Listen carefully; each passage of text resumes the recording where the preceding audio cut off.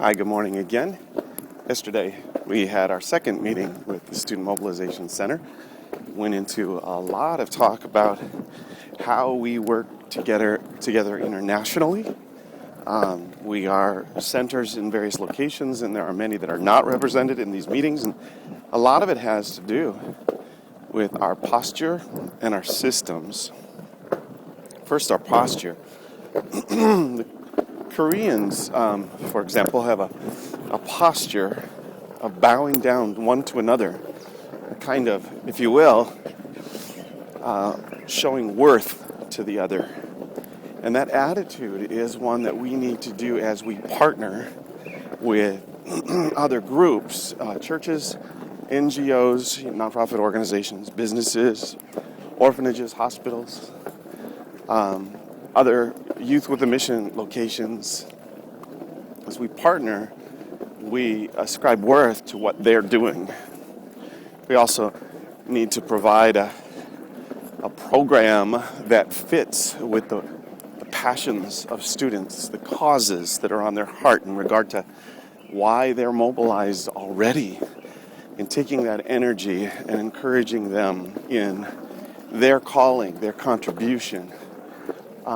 It may be that they think they can accomplish more than they really can in a short stint or with a click of a button on a Facebook page.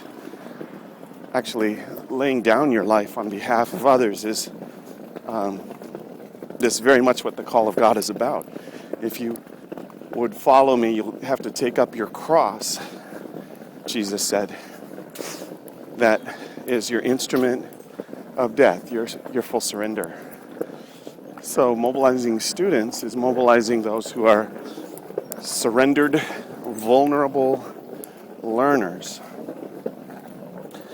And then partnering with our own mission, where we've developed extraordinary ministries all over the world in every sphere of society, or a lot of them.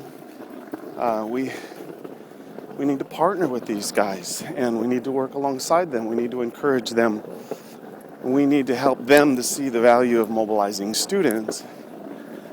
Surely they do, but oftentimes the way they do is to take them through a DTS, a discipleship training school, which means that those that go would leave university and join the mission. Well, there's a little bit of a challenge I have about that, because if you join the mission, then you have left that domain of society, whether it be education or business or media, arts. You've left that domain for the, if you will, church domain, the ecclesial structure. The mission can be a catalyst for all those things, but it's not the place out of which all those things happen. And so we need to find the sweet spot. And when we're working across cultures where students are not as empowered as they have been, and many of the students that we've mobilized have been from the Western world. And so they've had resources. Many of them are coming from Ivy League schools. And they have resources, and absolutely they need a chance and an opportunity to discover before God their calling. But students from Colombia or from India, from Africa, are struggling to just get enough money to take a bus across town to get to university. So how do we posture ourselves in such a way as to help them to do projects that are meaningful in a similar way? Certainly all of them will want to travel across the nations. They'll want passports. For example, students in China would love a passport to be able to go. That's something they can ask God and believe God for. But that's maybe not the best first experience. All of us have had first experiences across cultures. Mine would have been living in Hollywood, California, when I was between 5th and 6th grade. Pretty depressed neighborhood. Pool in the backyard of the apartment complex was filled with algae, and I learned to dance that summer. We had 5 brothers that would dance together in a line, and we were friends with another family of boys, African American kids. They were 5 kids, and they danced, and it would just happen to be the year that the Jackson 5 came out with ABC 1, 2, 3. So you can imagine. Anyway, we made some friends, and we lived in a cross-cultural setting. We were poor ourselves, living in a situation where we just didn't have resources. So my brothers and I would do paper routes in order to help out a little bit with my mom. So this is what it means to be on a first cross-cultural experience. Sometimes it comes without choice or without design, and just something that comes as part of your life situation. I've been more fortunate since then, and certainly God's provided. We've lived as a family, somewhat in poverty, but far richer than people from other nations and cultures. But God's provided, and we can trust God to provide for us to go. But how do we, as a center, posture ourselves for multiplication and for partnership?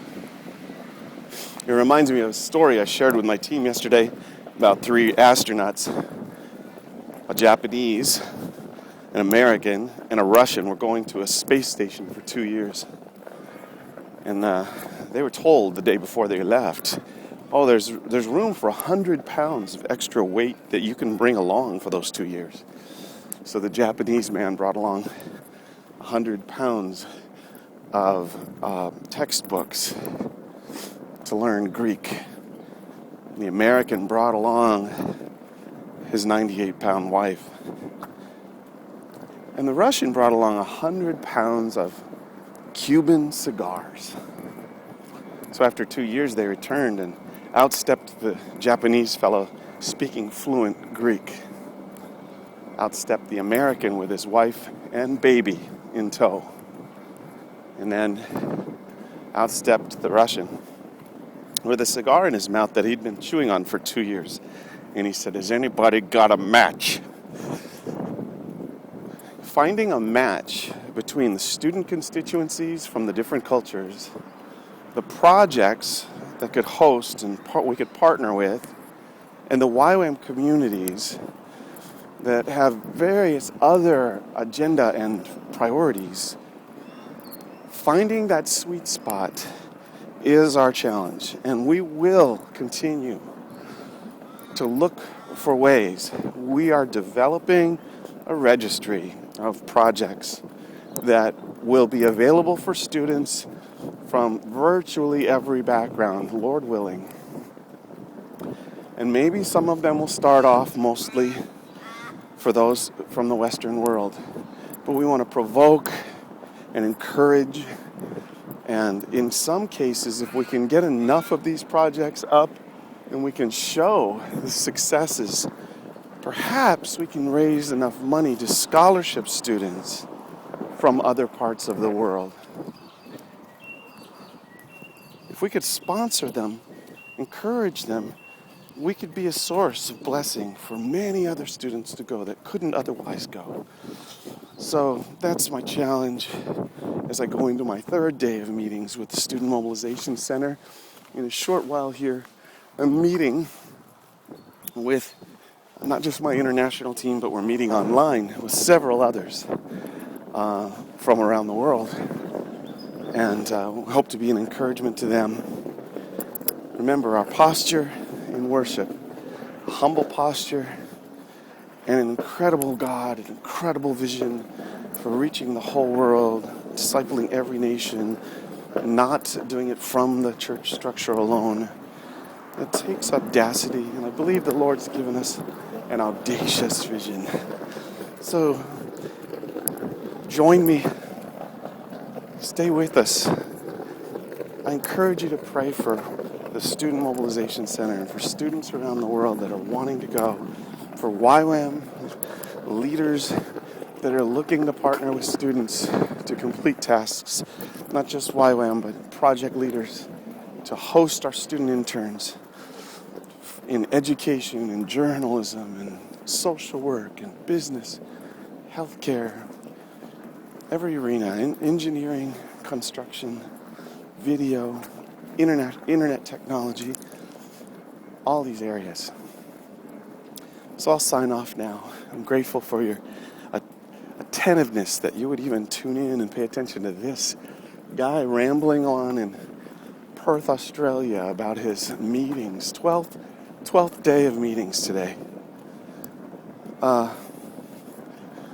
You're good folk. Thanks very much. Bless you. Bye-bye.